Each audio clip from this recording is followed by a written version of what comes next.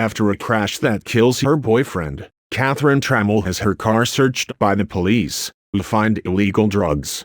Prosecutors handling her case sent Catherine to see a psychiatrist, Michael Glass. Today, we are going to talk about a 2006 erotic thriller film called Basic Instinct 2, a sequel to the 1992's Basic Instinct. Set in London, the film opens with American best-selling author Catherine Tramell in a speeding car with her companion, Kevin Franks, a famous English football star. Tramell takes the man's hand and begins masturbating herself with it, all the while increasing her vehicle's speed. Franks, who is semi-unconscious, does not seem to be aware of what is happening. At the point of orgasm, Catherine veers off the road and crashes into the West India docks in Canary Wharf on the Thames River. She attempts to save her partner, but as she says while being questioned later by the police, "When it came down to it, I guess my life was more important to me than his." She is interrogated by Scotland Yard Detective Superintendent Roy Washburn, who notes that D-tuberculin, DTC, which is a neuromuscular blocking agent used to relax muscles during general anesthesia for medical surgery, was found in her car and in her companion's body, and the companion was not breathing at the time of the crash, according to the autopsy, and that a man named Dickie Pep said that he sold Catherine 15 milliliters of DTC last Thursday. She counters by saying that this Dickie Pep must be lying because you've got him on some more charge and he's trying to deal his way out if he even exists. Catherine begins therapy sessions with Dr. Michael Glass, who has conducted a court-ordered psychiatric examination and given testimony in her case. Dr. Glass strongly suspects that she is a narcissist incapable of telling the difference between right and wrong.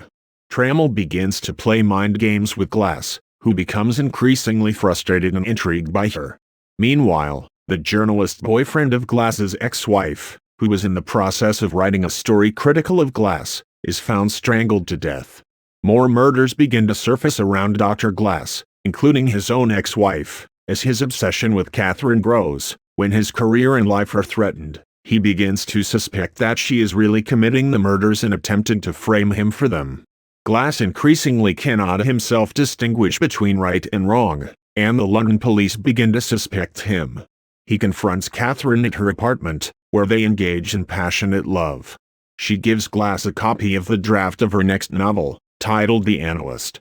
After reading it, he realizes that she has novelized most of the recent events, with Glass and herself as characters. A character based on Glass's female colleague, Dr. Melina Gardosh, is depicted as the next murder victim in the novel. Glass runs to Dr. Gardosh's apartment to warn her, finding Catherine already there. Gardosh informs him that he is no longer in charge of Tramell's therapy and that his license will be revoked. Glass and Gardosh struggle, and she is knocked unconscious. Catherine then threatens Glass with the gun she carries, but Glass takes it away from her. When Detective Superintendent Washburn arrives at the scene, Catherine manipulates Dr. Glass into shooting him. In the final scene, Catherine pays a visit to Dr. Glass, now at a local mental hospital, where he has been institutionalized, and he learns from her that the novel has become a bestseller. Catherine claims that she manipulated Glass into committing all those murders, and flashbacks are shown of Glass committing the murders. She leaves with a smirk on her face, while Glass continues to sit silently in his wheelchair. The movie ends here. Thank you for listening.